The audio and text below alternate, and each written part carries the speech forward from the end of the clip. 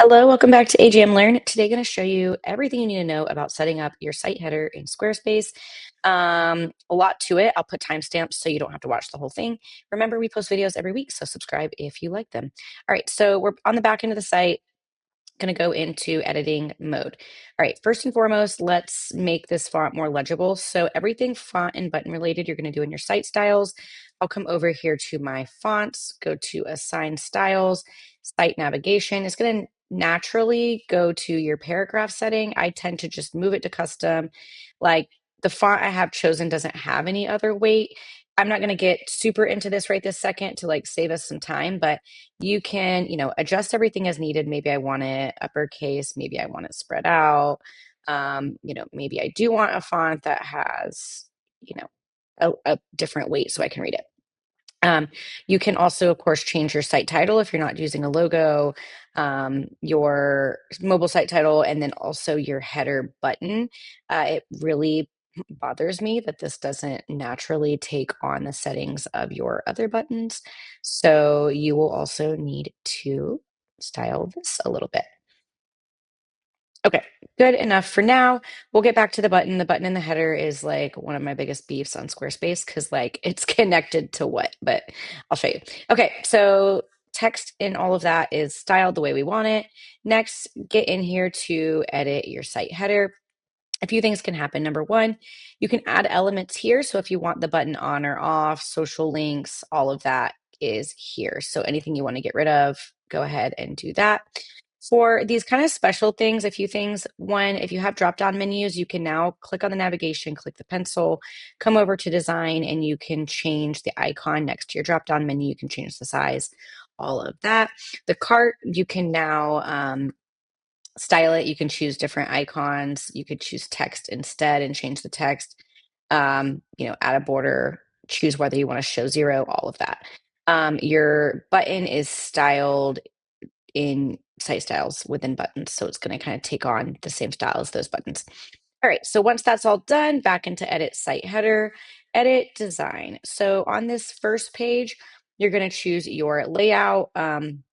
9 times out of 10, I go with this one because it's honestly spaced the best. What drives me nuts about this one is these links on the left tend to stack really quickly.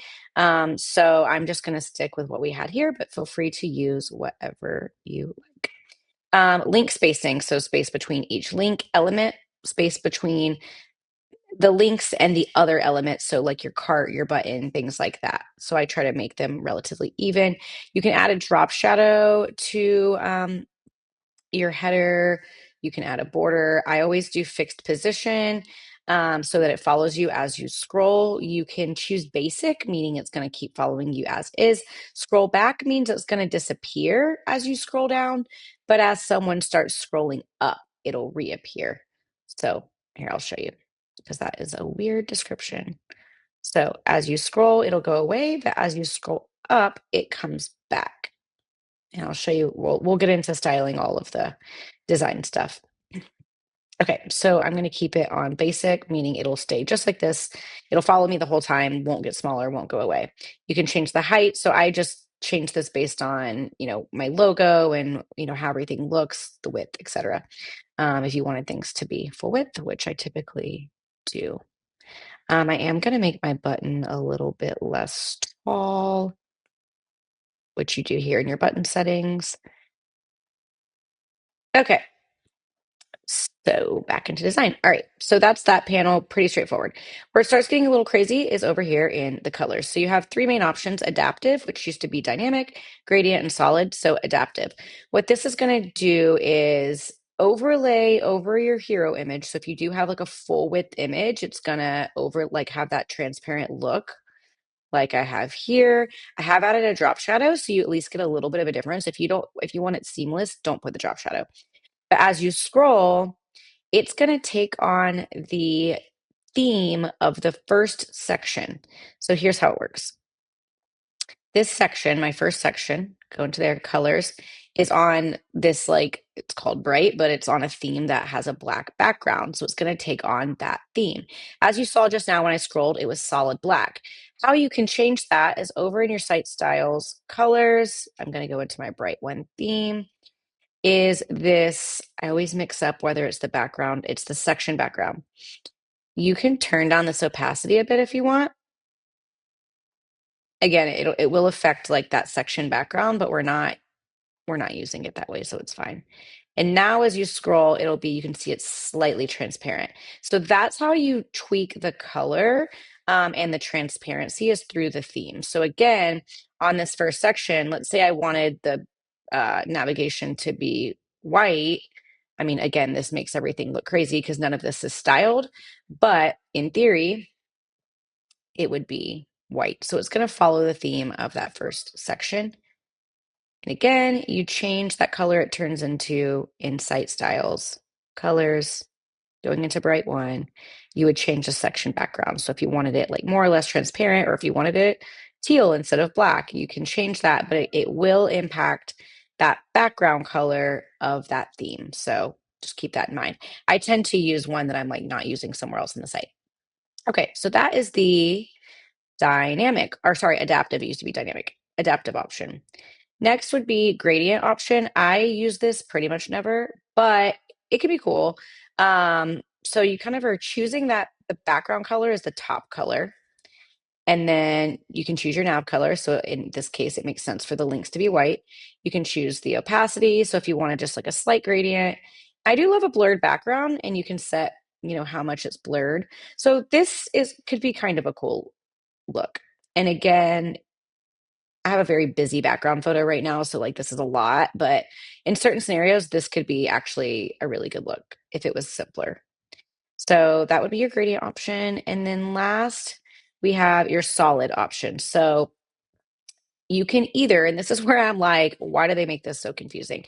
You can either just choose your colors or you can do it by theme, kind of how we were talking with the adaptive, is it's just going to go based on the theme. So again, back to this bright one, I made it slightly transparent in the site styles. So it's going to take that on.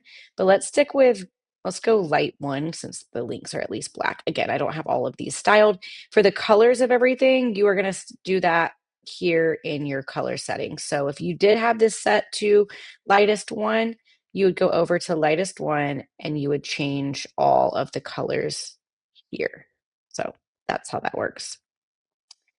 All right, back in. So solid, yes. So you can go by theme and basically you would make any edits within the theme and site styles, or you can manually set the color, which I tend to do because I find it a little bit easier, except for one thing, and I'll show you. Theme is nice because you know where to find the button. When you do the color by yourself, so let's say, again, I make the background color white, you can adjust the transparency right here so you're not having to get into the themes. You can change your navigation color right here, just a little bit more accessible. I don't think this opacity is any different than this opacity. Correct me if I'm wrong, but you can make the opacity different and you can do the blur background too. So this is kind of cool. Like you can go like lower opacity and a blurred background. Like this is a nice look. Again, I have a very busy background right now, so it's a little much, but definitely a cool look. Where my beef comes in is I'm like, okay, how do I change the color of this button? Like if I'm not using a theme, I'm just setting, again, stuff here in the solid by color, there's no option to change the button. So you do have to do it in site styles. What's confusing to, oops, not there. In your colors, what's confusing to me is like, it's not bright one, so it doesn't follow the first one. Check that. It's typically like, since I'm using a lighter color, I guess, it's typically one of the lighter ones. What I have to do is go in here, scroll down to, this is a primary button, so you're looking for that. Scroll down, I passed it, to buttons, primary button, so it's not that one because it's not teal. Scroll down to primary button. This one is teal. Let's see if it's this one. It's not this one because it's not changing. Light 2. Scroll down to primary button. It's not this one because it's not teal. You see my dilemma. I'm like, how do we find this flippin' button? Primary button. It's not teal. And now you're going to watch me find this button. Okay, typically it happens quicker than this. I'm like, where is this button? This is the problem. So this might be a situation where I feel like it's this one and it's not changing, but it's not. Okay. Well, you understand the dilemma completely now because I'm like, where in God's name is this button color? So it's in there. You will find it. It's always in one of the site styles. Someone in the comments, please tell me if I'm insane because I'm always clicking around being like, where do I change the color of this flip-in button? Let's try this. It's saying this one's not.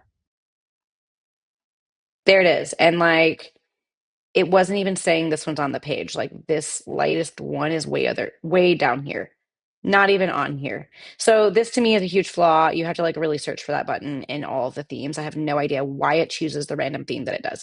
So something to think about when you're doing this process. Okay, I think that is all of our settings. Last couple things. I mean, if you want to change your site title and logo, should have mentioned this at the beginning, but it's right here. Come in here, here's your title, upload your logo. Pretty simple. Once you upload your logo, you'll have the option to change the size. You can also upload a mobile logo. Otherwise, I believe that's everything. Okay, hope that helps.